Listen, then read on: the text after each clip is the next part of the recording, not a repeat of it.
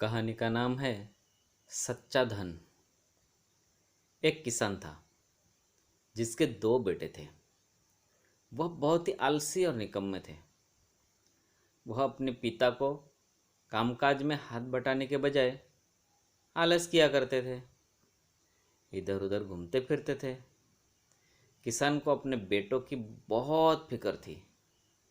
वह सोचते थे कि मेरे मरने के बाद इनका क्या होगा, यह अपने पेट कैसे भरेंगे, अपने परिवार को कैसे पाल पाएंगे। एक दिन किसान की हालत बहुत ही गंभीर थी। कहने का मतलब किसान मरने की हालत में था।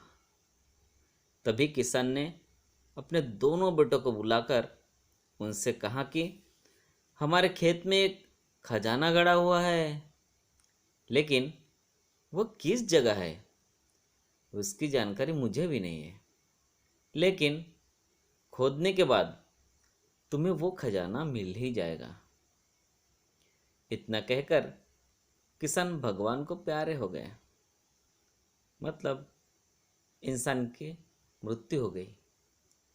खजाने की खबर सुनकर दोनों बेटों को मन में लालच आ गया और वो दोनों खेत पर चले गए और खेत को खोदने लगे। खजाने के लालच में कुछ ही दिनों में पूरे खेत को खोदने के बाद वह घर जाकर बैठ गए और वह अपने पिता को कोसने लगे। इसी तरह कुछ महीने बीत गए और वर्षा ऋतु का आगमन हुआ।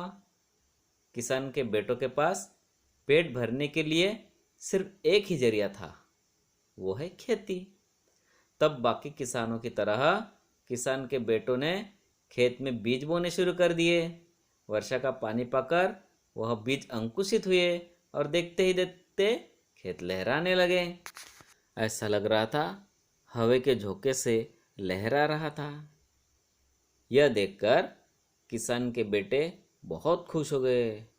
उनको समझ आ गया कि परिश्रम ही सच्चा धन होता है और वो उसी तरह से अपने पिता के शब्दों का मोल भी समझ गए और अपने कामकाज में लग गए।